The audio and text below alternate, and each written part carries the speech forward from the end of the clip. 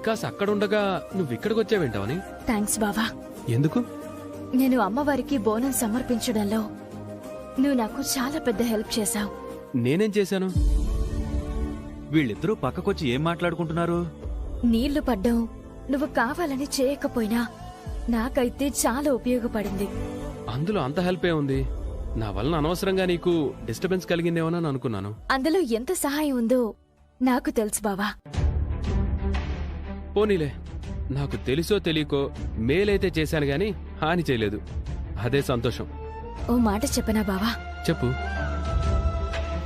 మనిద్దరి మధ్య ఎన్నెన్నో జన్మల బంధం ఉంది బావా.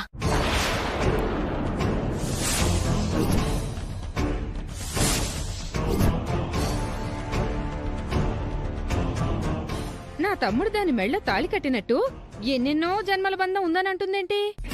అదే కదా, వికాస్తో పెళ్లి ఫిక్స్ అయినా శ్రీకర్ మీద ఆశ చావడం లేదనుకుంటా. మనది విడదీయరాని బంధం బావా. దేవుడు కలిపిన బంధం 100 ఏళ్లు ఉంటుంది. ఏంటవని ఈరోజు విచిత్రంగా మాట్లాడుతున్నావు? అమ్మవారి సన్నిధిలో ఉన్నాం కదా, ఎందుకో మనసులోని మాటల్ని చెప్పుకోవాలనిపించింది. విడదీయరాని బంధం అని అంటున్నావు. మనం ఏమన్నా భార్యాభర్తలమా అలా అనుకోవడానికి? నేను నిహారిక పెళ్లి చేసుకోబోతున్నావు, నువ్వు వికాస్ పెళ్లి చేసుకోబోతున్నారు.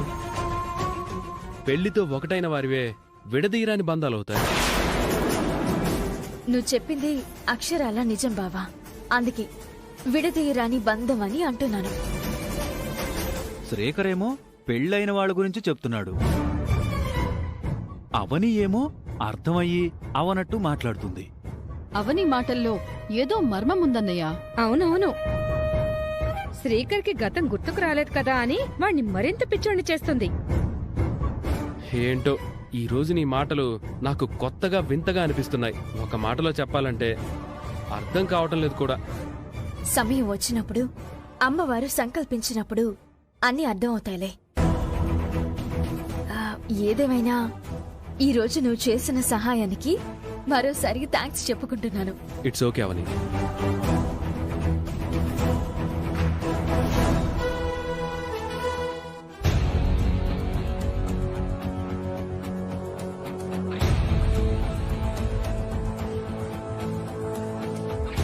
అవనికి వాళ్ళు ఏమైంది? వీళ్ళ కథ ఏంటో మనకు ఇంట్లోనూ అర్థం కాదు, వీధిలోనూ అర్థం కాదు. వికాస్ మాట్లాడుతూ ఉండగా మధ్యలో నువ్వు ఎంటర్ అవుతావేంటి? వికాస్ ని మాట్లాడినివ్వు. వీడు చెప్తుందంతా అబద్ధం.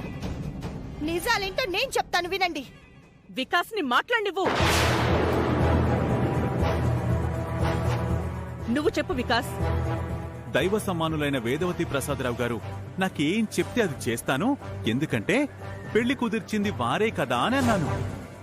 అప్పుడేముందో తెలుసా? చెప్తే మీరు నమ్మలేరు కూడా. నమ్మకస్తుడు అనే టైటిల్తో నిన్ను హీరోగా పెట్టి సినిమా తీయొచ్చు. అంత నమ్మకస్తుడు నువ్వు. చెప్పు.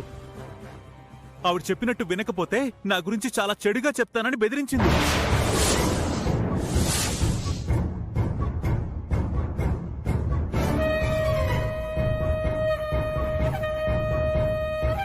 అవునా? అవును. అబద్ధం.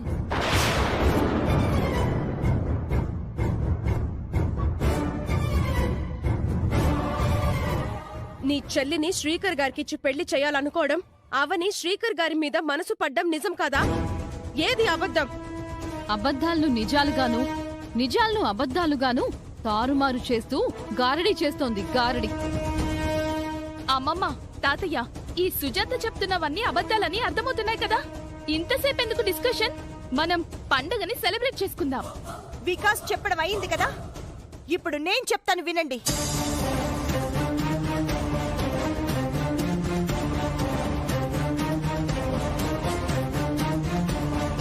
ఈ వికాస్ మీరనుకునేంత వినయం విధేయత కలిగిన వాడు కాదు. తాగుబోతు.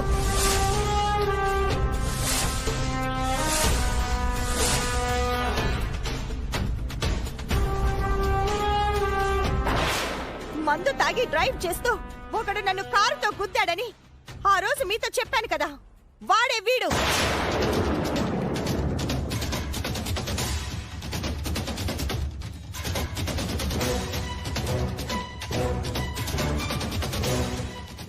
రోజు నేనిక్కడికి రాకుండా ఉండడం కోసం నన్ను మనుషుల్ని పెట్టి నా ఇంట్లో బంధించాడు. నేనా? అవ్వవ్వవ్వవ్వ! ఇది కట్టు కదా. వీడంత వెధవ మరొకడుండడు. వీణ్ణి నమ్మకండి. వీడితో ఎట్టి పరిస్థితుల్లోనూ నా చెల్లెలి పెళ్లి జరగదు. శ్రీకర్ గారితో నా పెళ్లి జరగడం అక్క చెల్లెలిద్దరికీ ఇష్టం లేదు. అందుకే ఇన్ని గేమ్స్ ఆడుతున్నారు. వికాస్ మంచివాడు కాదని నువ్వంటున్నావు. మరి అవని మా దగ్గర వికాస్ గురించి బాగానే చెప్పిందే.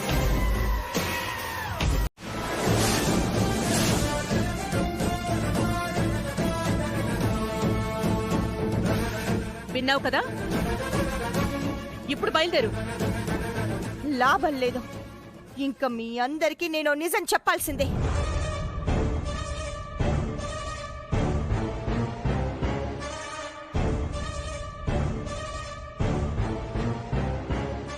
అక్క, నువ్విక్కడేం చేయొద్దు, వెళ్ళిపో. నువ్వు నా ఇంటి కోడలివి కాలేకపోయావు కాబట్టి నీ చెల్లెల్ని ఎలాగైనా నా ఇంటి కోడల్ని చేద్దామనుకుంటున్నావా? అదెలా కుదురుతుంది? పో ఇక్కడి నుంచి. వెళ్లే ముందు ఒక నిజం చెప్పే వెళ్తాను. అక్క, నువ్విలా రా, చెప్తాను. రా. వదిలేవని. రా అక్క. అక్క వద్దంటున్నా. రా.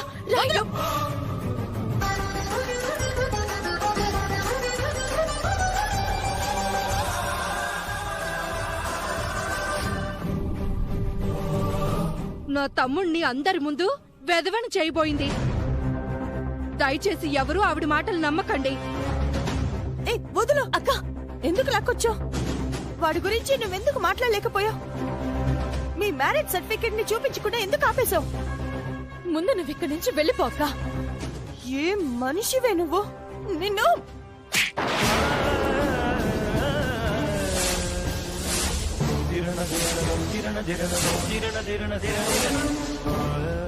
వెళ్ళిపో, వెళ్ళిపో, వెళ్ళిపో. ఎక్కడికి వెళ్ళిపోమంటావు? నూతిలోక గోతిలోక ఎక్కడికి వెళ్ళిపోమంటావే? నీ తాళి కోసం నా తాళిని తీసొచ్చేశాను.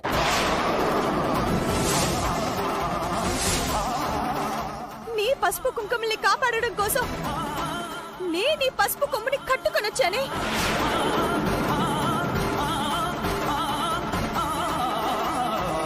జబ్బులని తగ్గించే మందులు కూడా కొన్ని రోజుల వరకే పనిచేస్తాయి. ఆ తర్వాత విషంగా మారిపోతాయి. ఈ సర్టిఫికెట్ కూడా అంతే. విలువైన సమయంలో చూపించకపోతే చివరికి ఇది విలువనే కోల్పోతుంది. అమ్మవారి సన్నిధిలో ఉండి మాట్లాడుతున్నాను. నా మాటలు రేపటి రోజున నిజం కాకముందే కళ్ళు తెరుచుకొని లోకం ఎలా ఉందో చూడు. నీ బాధ నాకు అర్థమవుతుందక్క, కానీ వాడు మంచివాడని చెప్పావు అంటే ఉచ్చుని గొంతుకి మరింతగా నువ్వే బిగించుకున్నావు. వాడి గురించి ఒక్క మాట కూడా మాట్లాడలేకపోయావు. అదే నాకు బాధగా ఉంది. నేను మాట్లాడినా నీకు సమాధానం చెప్పినట్టే నాకు చెప్తారు. నీ మీద తిరుగుబాటు చేసినట్టే నా మీద తిరుగుబాటు చేస్తారు. తాళి లేకపోతే దైవంతో సమానమైన ఈమె ఎందుకిలా చెప్తుంది?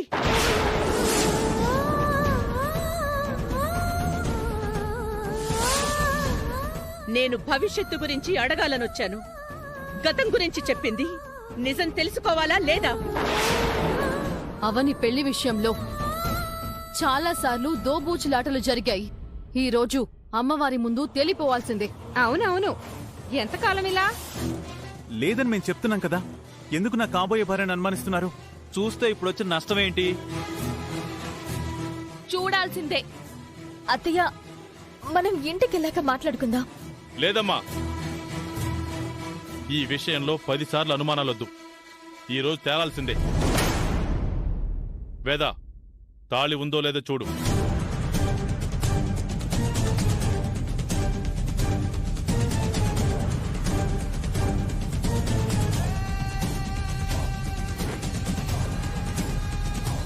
అత్తయ్య, నా మాట వినండి.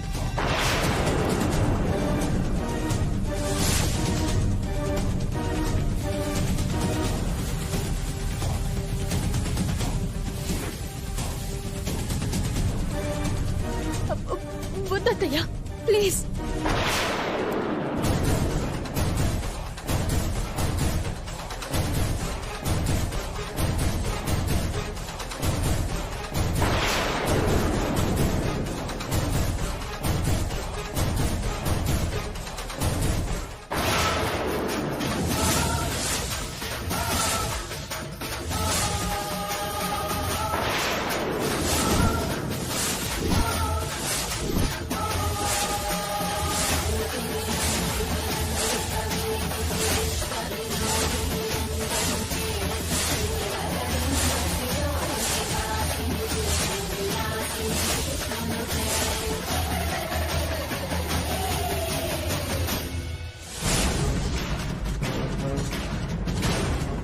ప్రదక్షిణలు చేసేటప్పుడు తాళ్ళందరికీ చూపిస్తానంది.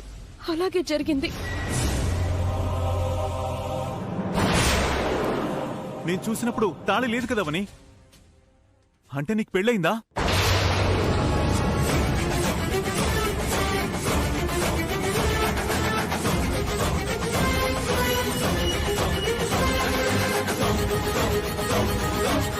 ఇంత షాక్ ఇచ్చిందేంటి? తాళి లేదన్నావు కదా, మరి ఇదేంటి? ముందు ఈ సమస్యకి పరిష్కారం చూడండి, ఆ తర్వాత పెళ్లి గురించి ఆలోచించండి. అమ్మవారి ముందు అబద్ధం చెప్తావా? నీ భర్త ఎవరు?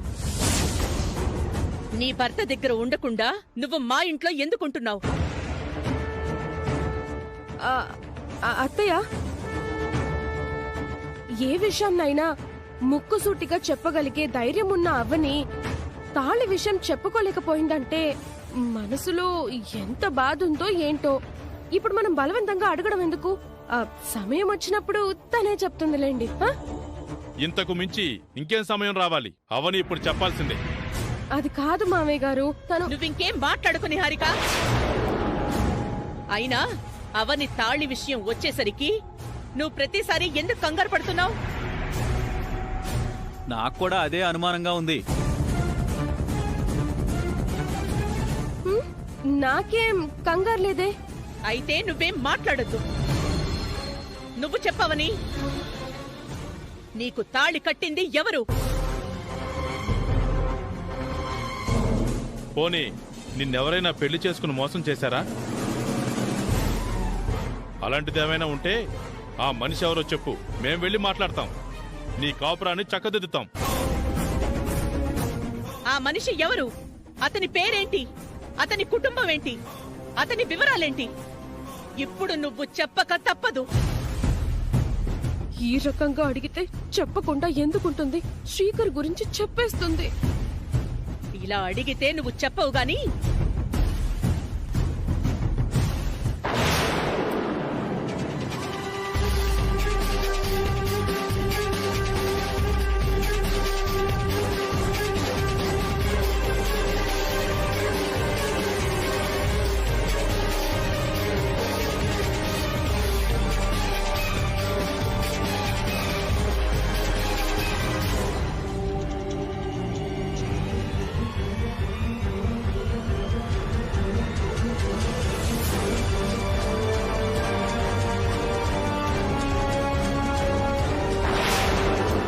మా కులదైవమైన అన్నపూర్ణ దేవంటే నీకు భయము భక్తి రెండూ ఉన్నాయి కదా?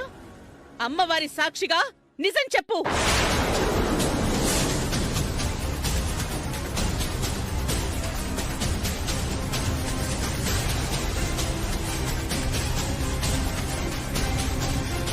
అమ్మవారి ముందు కూడా నువ్వు నిజం చెప్పలేదంటే అమ్మవారి మీద బొట్టే బొట్టే.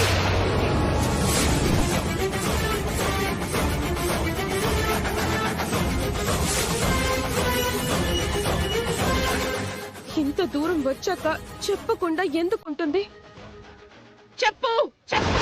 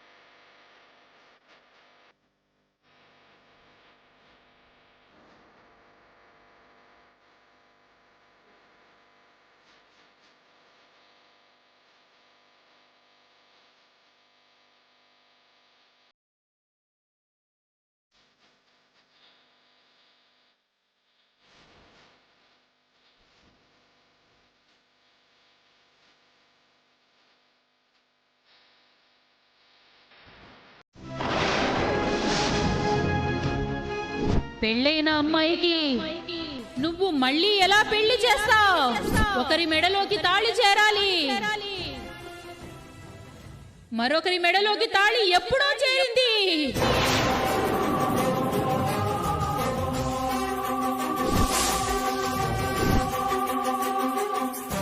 తాళి కట్టినవాడు ఎవరు అని అందరూ నానా మాటలు అన్నారు.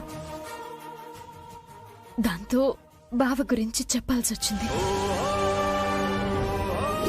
నా మెడలో ఈ తాళి కట్టింది శ్రీకర్ బావ. అబద్ధం. నువ్వు చెప్తుందంతా అబద్ధం. నేను నీకు తాళి కట్టలేదు, మనం పెళ్లి చేసుకోలేదు. నీ మోసాన్ని నేను భరించలేను, నీ నమ్మక ద్రోహాన్ని సహించలేను. బయటికి పో.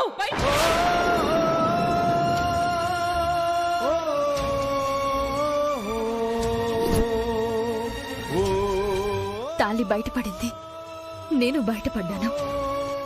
గతాన్ని మర్చిపోయిన నా భర్త అందరితో కలిసి నన్ను నానా మాటలు అన్నాడు. తాళి బయటపడిన రోజున నాకు న్యాయం జరుగుతుందనుకున్నాను గాని ఇలా అన్యాయం జరుగుతుందని అనుకోలేదు. శ్రీకర్ నిహారికల పెళ్లికి ఇంకా 3 రోజులే ఉంది. 3 ముళ్ళు వేయించుకున్న నువ్వు 3 రోజుల ముందు ఆ ఇంటి నుంచి ఇంటికొచ్చావు. ఇప్పుడు నీ పరిస్థితి ఏంటి? తాళి బయటపడిన రోజున కోడలుగా నీకు అద్భుతమైన గుర్తింపు దొరుకుతుందని ఎన్నో ఊహించుకున్నావు. చివరికి నీకు పట్టిన గతి ఇదా? అసలు ఎంత దారుణం ఇది! నీకు న్యాయం జరగాలంటే నేను ఏడుస్తూ కూర్చోకూడదు. నాతో పట్రా. ఎక్కడికక్కా? పోలీస్ స్టేషన్ కి. పోలీస్ స్టేషన్ కా? ఎందుకక్కా? ఆ కుటుంబం మొత్తాన్ని కటకటాల వెనక్కి పంపించడానికి.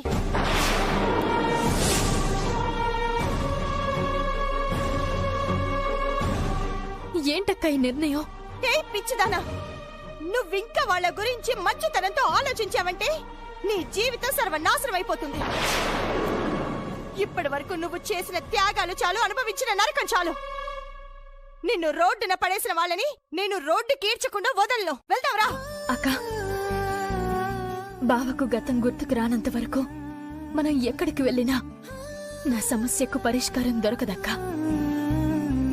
బాబాయ్కి గతం గుర్తుకు రాకపోవటం వల్లనే కదా నిన్ను పెళ్లి చేసుకోలేదని చెప్పాడు. అయితే నేనొక పంచేనా పిన్ని? ఎప్పుడూ చీరల్లో కాకుండా పొట్టి పొట్టి బట్టలు వేసుకునేది. నిహారికకు సంప్రదాయాలు, ఆచారాలు, పద్ధతులు ఏవి తెలియవు.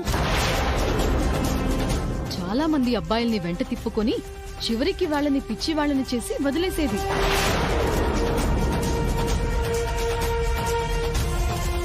అంతేకాదు బాబు, నిహారిక జాతకం అడ్డు పెట్టుకుని మా ఇంట్లోకి ఎంటర్ అయ్యింది. మమ్మల్ని అందరినీ మోసం చేసి శ్రీకర్నే చేసుకుందాం అనుకుంది.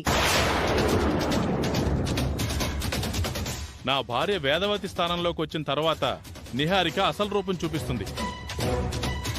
చెప్పాల్సిన లక్షణాలన్నీ అందరూ చెప్పేశారు. నాది నా కూతురిది కూడా సేమ్ ఫీలింగ్. వికాస్ బ్రో, నువ్వు చెప్పాలనుకున్న సినిమా కథ ఇదే కదా? అవును బ్రో, నేను చెప్పాలనుకున్న ప్రతి విషయం అక్షరం కూడా తేడా లేకుండా మీరందరూ చెప్పేశారు. నువ్వు వస్తావు, ఇలాగే చెప్తావని మా నిహారిక మాతో ముందే చెప్పింది వికాస్.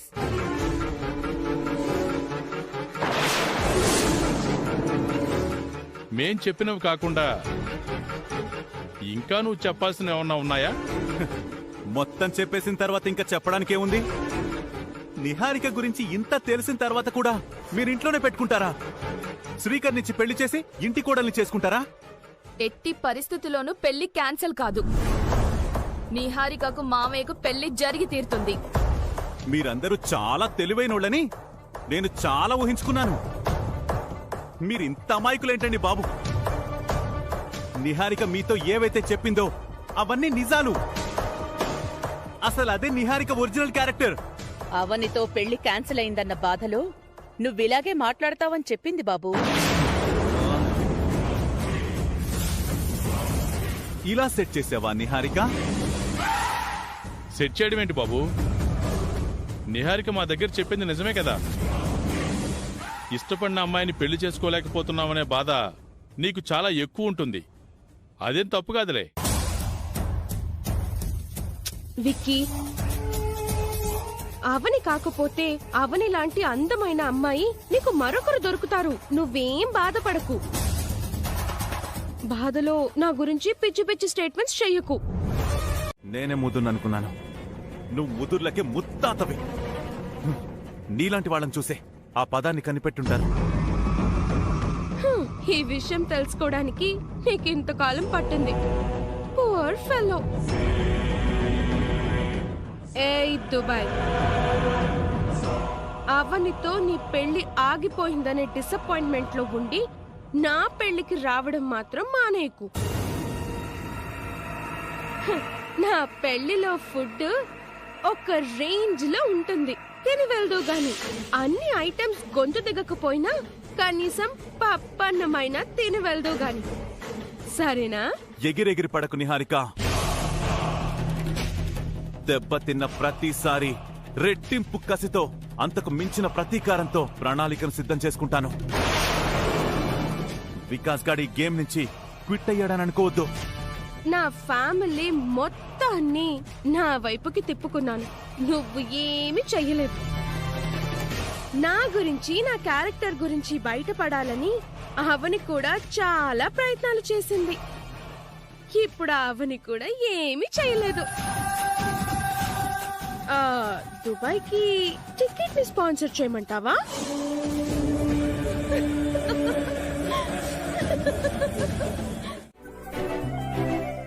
బావున్నావు అన్నయ్య? బావున్నానమ్మా. నువ్వెలా ఉన్నావు? నేను బావున్నాను అన్నయ్య. మా అక్క సుజాత. నమస్తే అమ్మా. నమస్తే. లోపలికి రా అన్నయ్య, కాఫీ పెడతాను.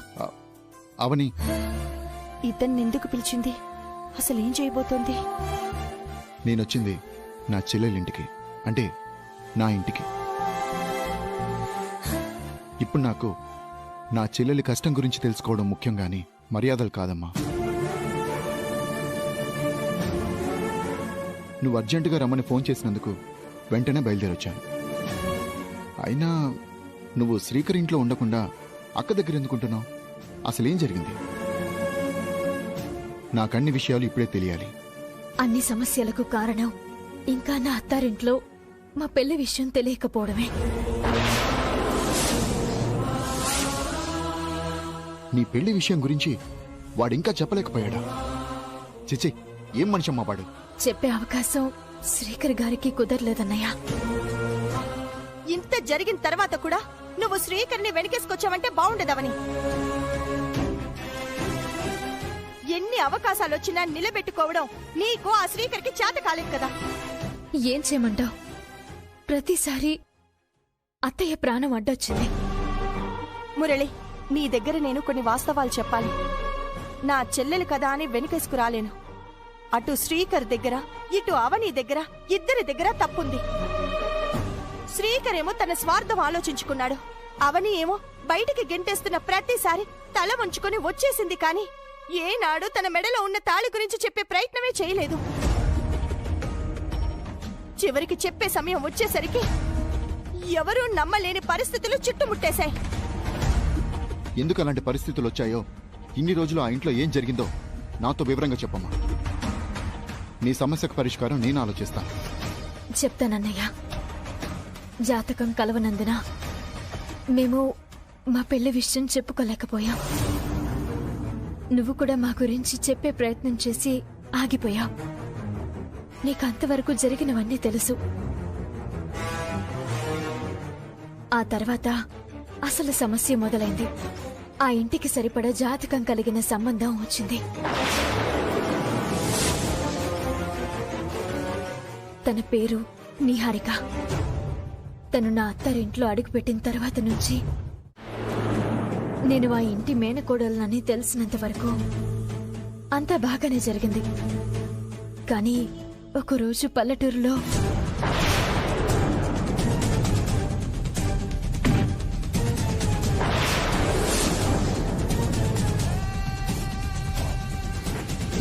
శ్రీకర్ గారు మెమరీ లాస్ అయ్యారు.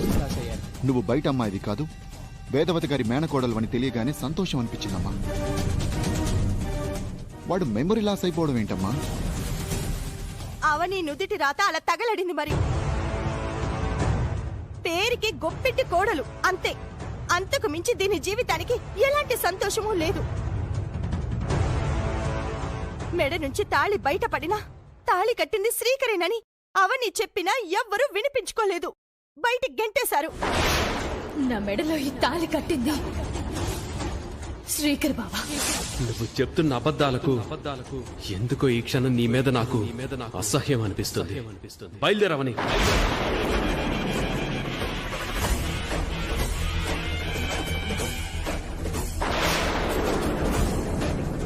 ఇప్పుడేమో శ్రీకర్ నిహారికల పెళ్లి దగ్గర పడుతోంది. 6వ తేదీ దాటిందంటే అసలు అవని బ్రతికేంటో నాకు అర్థం కావడం లేదు. ఇన్ని జరుగుతుంటే నాతో ఎందుకు చెప్పలేదు? తప్పు ఆ నిహారికది కాదమ్మా, నీది. ఇందులో కేవలం నీ చేతగానితనమే కనిపిస్తుంది. బయట సొసైటీలో ఆడవాళ్ళు ఎలా ఉన్నారు? తన భర్త జోలికి గాని తన కాపురం జోలికి గాని మరో ఆడది వచ్చిందంటే జుట్టు పట్టుకొని బయటికి గంటేస్తారు. నువ్వేంటమ్మా ఇంత అమాయకంగా ఉన్నావు? మంచితనం మంచినీరు కూడా ఇవ్వని రోజులమ్మా ఇవి. ఇద్దరికి చెప్పి చెప్పి అలసిపోయాను. ఇప్పుడు నేను కూడా ఏమీ చేయలేకపోతున్నాను. శ్రీకర్తో పెళ్లి జరిగిందని అవని చాలా తేలిగ్గా చెప్పేసింది. అందుకే మనమంతా చాలా జాగ్రత్తగా ఉండాలి. శ్రీకర్ నిహారికల పెళ్లికి ఎలాంటి ఆటంకం రాకుండా చూసుకోవాలి.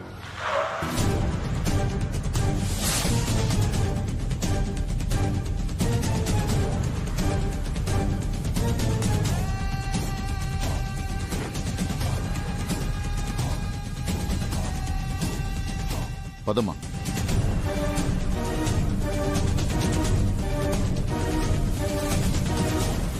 మనం ఎంతసేపు అవని గురించి ఆలోచించడమే సరిపోతుంది. బోనాలు అయిన తర్వాత పెళ్లి పనులు మొదలు పెడదాం అనుకున్నాం. ఇప్పటి వరకు మనం శుభలేఖల గురించి కూడా మాట్లాడుకోవట్లేదు.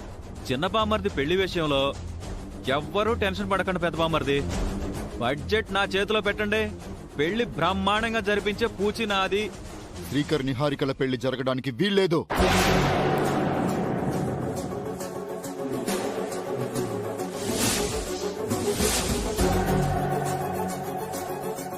మురళి, ఎవరతను? అవనికి అన్నయ్య. అవనికి అన్నయ్య లేడు కదా? అప్పుడు అవసరానికి క్రియేట్ చేసుకుందిలే. పెళ్లి జరగడానికి వీల్లేదని ఎందుకంటున్నావు? అవని రామ్మా.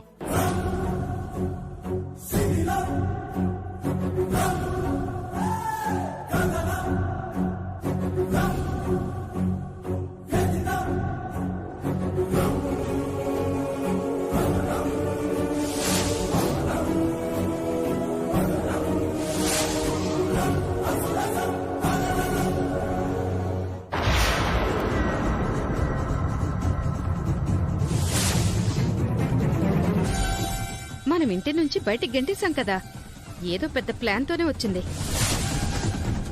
ఏదో రకంగా వస్తుందని నేను ముందు నుంచి అంటూనే ఉన్నాను కదా, అలాగే జరిగింది.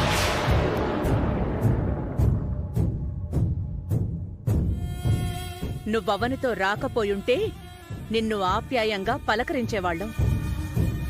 ఎప్పుడైతే అవనితో వచ్చావో నీ గౌరవాన్ని నువ్వే తగ్గించుకున్నావు. మీరు నన్ను గౌరవించకపోయినా పర్వాలేదు, మీరు మాత్రం అవనిని కోడలిగా గుర్తించాలి. గుర్తించడానికి గుర్తింపు కార్డులు ఇవ్వడానికి ఇదే మీ సేవ సెంటర్ కాదు.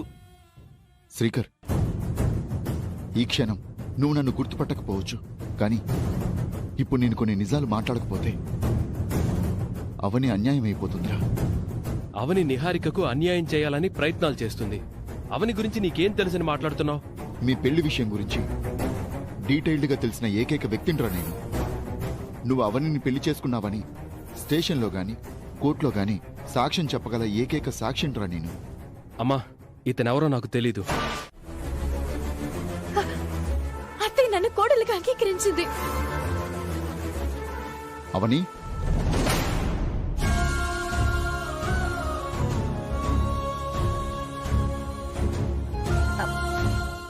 అంటే అత్తయ్య వాళ్ళ ఇంటికి మనం ఇంకా వెళ్ళలేదా అన్నయ్య?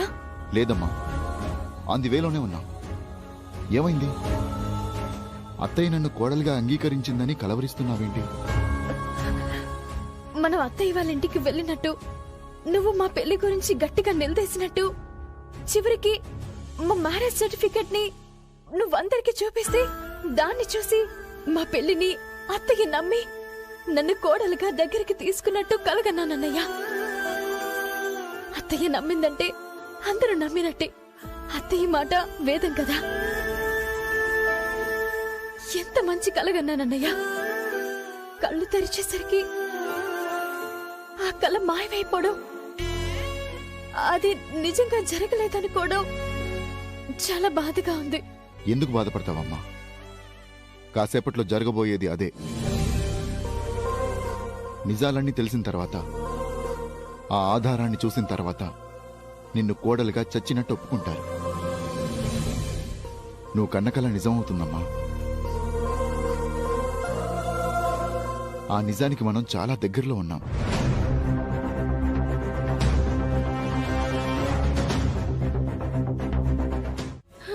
అమ్మయ్య, అవని ఇంటి నుంచి వెళ్లిపోయిన తర్వాత ఇల్లు ప్రశాంతంగా ఉంది కదా. పీడ విరగడైపోయింది.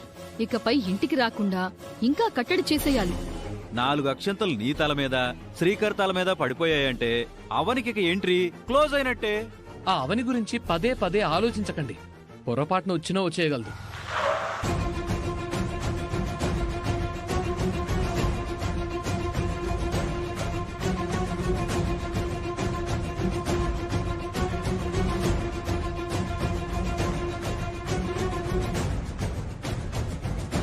రామ్మా,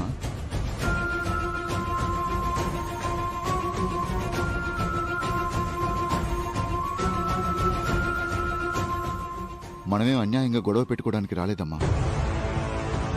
అన్యాయాన్ని ప్రశ్నించడానికి వచ్చాం. ప్రశ్నించే హక్కు, అధికారం ఉన్న గొంతు మౌనంగా ఉండకూడదు. లోపల నువ్వు కూడా మాట్లాడాలి. అర్థమైందా?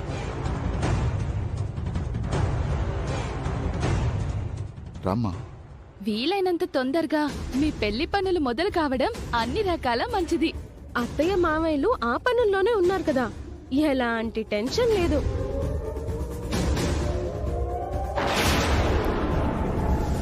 నిహారిక, నీ టెన్షన్ గుమ్మంలోకి ఎంటర్ అయింది చూడు.